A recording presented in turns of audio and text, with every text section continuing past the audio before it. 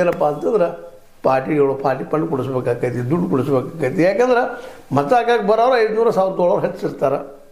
ಅವ್ರು ಹೆಚ್ಚು ಮತ ಯಾರಿಗೆ ಹಾಕ್ತಾರೆ ಅವರು ಹಾಕ್ತಾರೆ, ಆಯ್ಕೆ ಆಗ್ತಾರೆ. ಅದಕ್ಕೆ ಇವತ್ತೆಲ್ಲರೂ ಕೋಟ್ಯಾಧೀಶ್ವರಗಳು ಇವತ್ತು ಎಮ್ ಎಲ್ ಎಗಳು ಎಂ ಪಿಗಳು. ಪಾಪ ಅವರು ತಪ್ಪಲ್ಲ ಎಮ್ ಎಲ್ ಎಗಳು ಎಂ ಪಿಗಳದ್ದು. ಯಾಕಂದ್ರೆ ಇವರು ದುಡ್ಡು ಕೊಡ್ತಾರೆ, ಓಟ್ ಹಾಕಂಗಿಲ್ಲ. ಅವ್ರು ಹಿಡ್ಕೊಂಬರ್ಬೇಕು, ಕರ್ಕೊಂಬರ್ಬೇಕು, ಗಾಡಿ ತಂದು ಕುಂಡ್ಲಿಸಿ ಓಟ್ ಹಾಕಿಸ್ಕೊಂಡು ಮತ್ತೆ ಹೋಗಿ ಸರ್ ರೊಕ್ಕ ಹಾಕಿ ಕಳಿಸ್ಬೇಕು. ಇದು 2 ಜನ ಇಲ್ಲ, ಸಾಮಾನ್ಯ ನಡೀತಿದೆ, ಎಲ್ಲರಿಗೂ ಗೊತ್ತದ. ಇದು ಇಟ್ ಈಸ್ ಓಪನ್ ಸೀಕ್ರೆಟ್. ನಮ್ಮ ಇಲೆಕ್ಷನ್ ಕಮಿಷನ್ ಇದು ಗೊತ್ತದ, ಇದು ತಡಿಬೇಕಂತ ಇಲೆಕ್ಷನ್ ಕಮಿಷನು ಪ್ರಯತ್ನ ಮಾಡೋದಿಲ್ಲ. ಯಾಕಂದ್ರೆ 2 ಪಕ್ಷದಲ್ಲಿ ಇರ್ತಾರೆ, ಬಿಟ್ಟು ಬಿಡಕ್ಕೆ ಹೋಗಿಲ್ಲ. ಅಮ್ಮವ್ರದವ್ರು ಇವ್ರು ನಮ್ಮವ್ರದ್ದು, ಬಿಟ್ಬಿಡ. ಮತ್ತು ಅವ್ರಿಗೂ ನಾಳೆ ಅಧಿಕಾರಿಗಳು ಇರ್ತಾರೆ, ನಾಳೆ ಅನುಕೂಲಗಳು ಬೇಕಾಗ್ತಾವೆ. ಅವರು ಎಸ್ ಸರ್ ದಂಡಿಸ್ತಾರೆ. ಹೀಗಾಗಿ ಇಡೀ ಅಧ್ವಾನ ಹೋಗಿಬಿಟ್ಟಂತ ಇಲೆಕ್ಷನ್ ಅಂತ ಸಿಸ್ಟಮ ಒಬ್ಬರ ಮೇಲೆ ಒಬ್ಬರು ಹಾಕೋದು, ಅಧಿಕಾರಿಗಳ ಮೇಲೆ ರಾಜಕಾರಣಿಗಳು ಹಾಕೋದು, ರಾಜಕಾರಣಿಗಳ ಮೇಲೆ ಈ ಮತ ಹಾಕೋರು ಹಾಕೋದು. ಮತದಾರ ಭ್ರಷ್ಟರಾದಾಗ ಏನು ಮಾಡೋಕ್ಕೆ ಸಾಧ್ಯತೆ ಮೇನಿದೆ?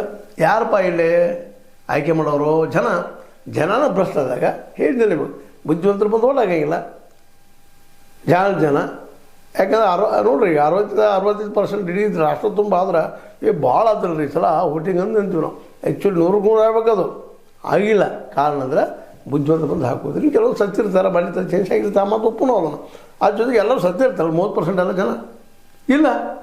ನಾನು ಹೇಗೆ ಮಾತ್ರ ಹೊಳೆ ಹೇಳ್ತಾ ಇದ್ದೀನಪ್ಪ ಅಂತಂದ್ರೆ, ಮತದಾರರು ಜನ ಆಗಬೇಕಾಗಿತ್ತು. ಇವತ್ತು ಮತದಾರ ಭ್ರಷ್ಟ ಆಗಿದ್ದಕ್ಕಾಗಿ ಹೆಚ್ಚಿನ ಪ್ರಮಾಣದಲ್ಲಿ ಆಗಿದೆ. ಎಲ್ಲರೂ ಅಂತ ಹೇಳ್ತಾ ಇಲ್ಲ, ಇರೋರಲ್ಲಿ ಹೆಚ್ಚಿಗೆ ಅವರು ಇರೋದರಿಂದ ಪಾಪ ಅವ್ರು ದುಡ್ಡು ಹಾಕ್ತಾರೆ. ಇಲ್ಲಿ ಅವ್ರು ಬಿಸ್ನೆಸ್ ಮಾಡ್ಯಾರ ಇವತ್ತೆಲ್ಲ ಕೋಟ್ಯಾಧೀಶರು. ಇಲ್ಲಿ ದುಡ್ಡು ಹಾಕೋದು, ನಂತರ ಆಯ್ಕೆ ಅಂದ್ರೆ ದುಡ್ಡು ಹೊಡ್ಕೊಳ್ಳೋದು. ಹೀಗಾಗಿ ಭ್ರಷ್ಟಾಚಾರ ಹೆಚ್ಚಾಗ್ತದೆ. ಮತ್ತು ದುಡ್ಡು ತೆಗೆದುಕೊಳ್ಳೋರು ಯಾರು, ಭ್ರಷ್ಟಾಚಾರ ಹೇಗೆ ಮಾಡೋರು ಯಾರು? ಅಧಿಕಾರ ಸಾಹೇಬರ್ಗಿದವ್ರು. ನಿಮಗೊಂದು 5% ನಮಗೆ ಉಳಿದಿಲ್ಲ, ಪರ್ಸೆಂಟೇಜ್ ವ್ಯವಹಾರ ಇರ್ತೈತಿ. ಒಂದು ಕೆಲಸ ಆದ್ರೆ